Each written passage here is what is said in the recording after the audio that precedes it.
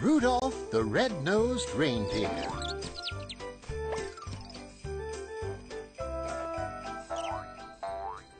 Hello, boys and girls. My name is Sam the Snowman.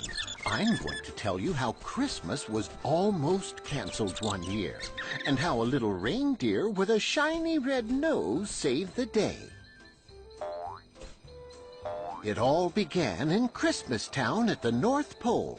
That's where Santa Claus lives with his wife, Mrs. Claus. Their home is a castle in the middle of a snow-covered forest of glittering Christmas trees.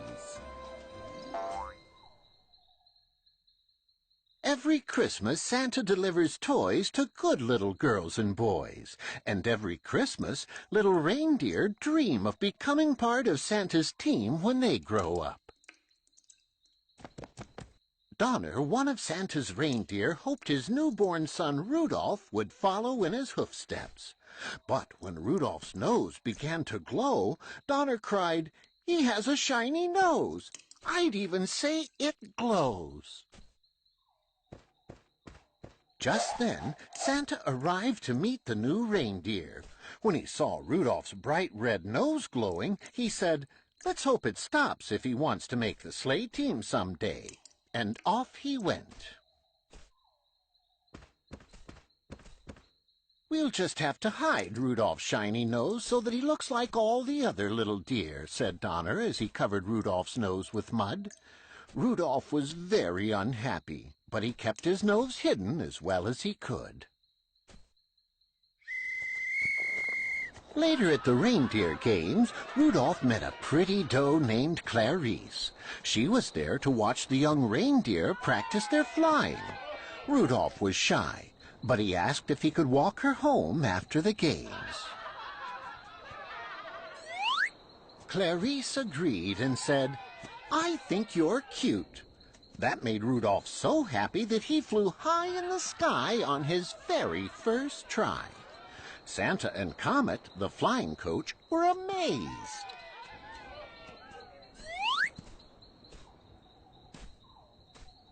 But suddenly, Rudolph's false nose fell off, and his real nose glowed brightly. All the other reindeer laughed and called him names, like Fire Snout and Red Schnoz and Rudolph the Red-Nosed Reindeer. "From now on," said Comet, "we won't let Rudolph join in any reindeer games." Rudolph was very sad, and he wondered why being a little bit different made him such a misfit. So he decided to run away. Meanwhile, in Santa's castle, a team of elves made toys in a workshop. But one of the elves didn't like making toys, a blonde elf named Hermie. "Whatever is wrong with you, Hermie?" asked the boss elf. "I don't like making toys," answered Hermie. "I want to be a dentist." "A dentist?" barked the boss elf. "That's ridiculous. Elves make toys." Hermie was not about to give up his dream of becoming a dentist, so he decided to run away too.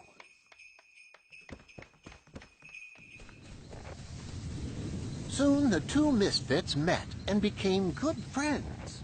"Since we're both tired of being laughed at and called names, let's leave the North Pole and find out what the rest of the world is like," said Rudolph.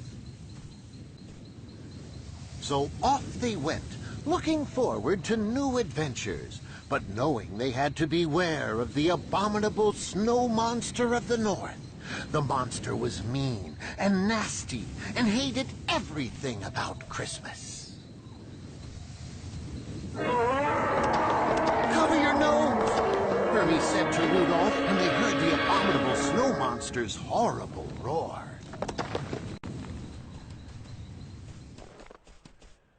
Before long, they ran into a prospector named Yukon Cornelius.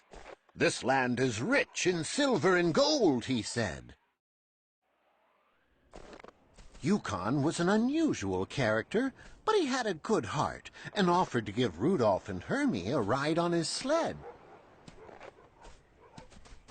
Suddenly,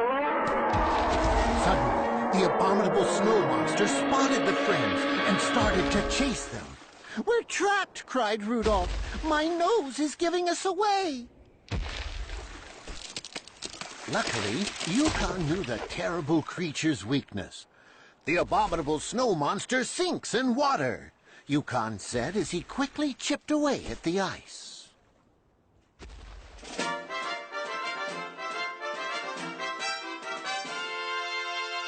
The three friends escaped on a sheet of floating ice and soon found themselves on the island of misfit toys. King Moonracer, the flying lion who ruled the island, explained that every year he flew around the world to rescue misfit toys that nobody wanted.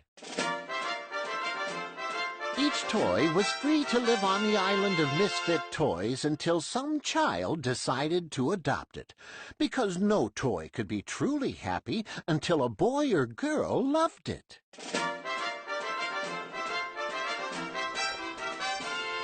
Rudolph, Hermie, and Yukon met a Charlie in the box, a train whose caboose had square wheels, a polka-dot elephant, a cowboy who rode an ostrich, and a squirt gun that shot jelly. And there were many other misfit toys. "Please ask Santa to include these wonderful toys with all the others he delivers on Christmas Eve," the king said to Rudolph. "I promise I will," answered Rudolph. That night, while his friends were sleeping, Rudolph decided to go on alone. He knew that the abominable snow monster might find them, all because of his bright red nose, and he didn't want to put his friends in danger. During his journey, Rudolph began to realize he couldn't run away from his troubles, so he decided to go home. In Christmastown, Rudolph discovered that his parents and Clarice had left to look for him and never returned.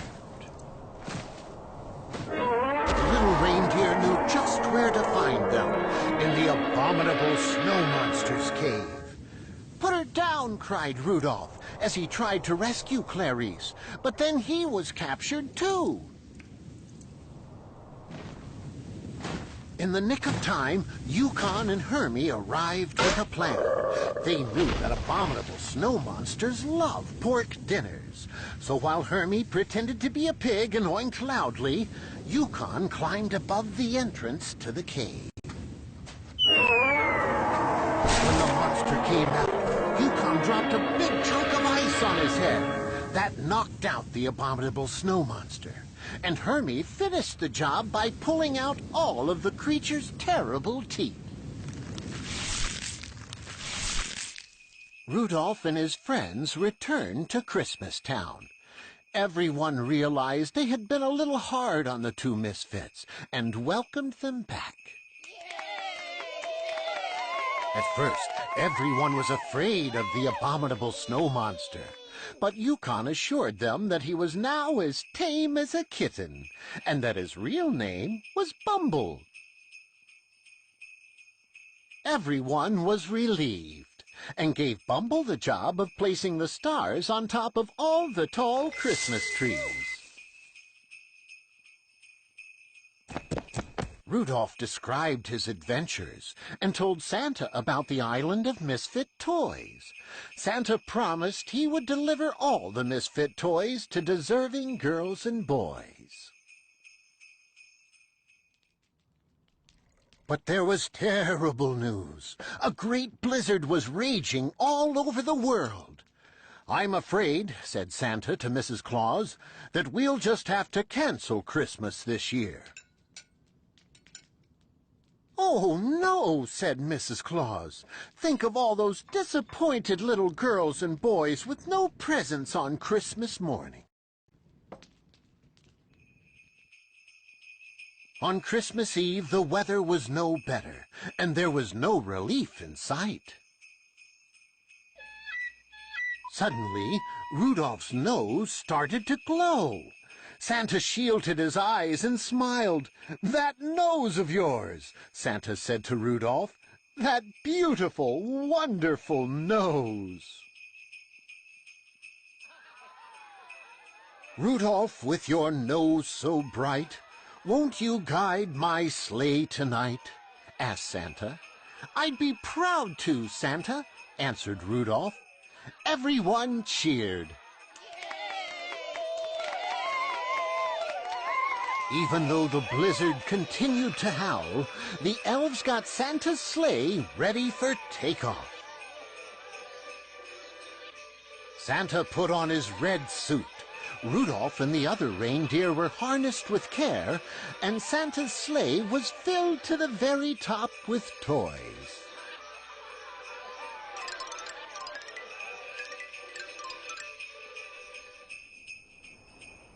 "First stop is the island of misfit toys," Santa said.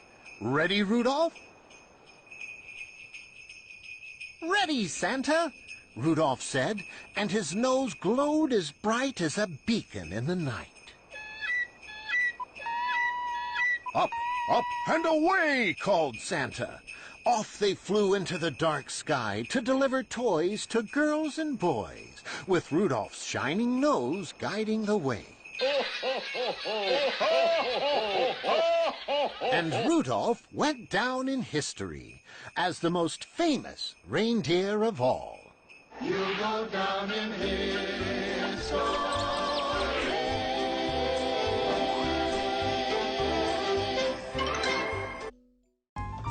Now don't go without clicking on our Smart Apps for Kids links for great reviews, free apps every single day, and the best giveaways.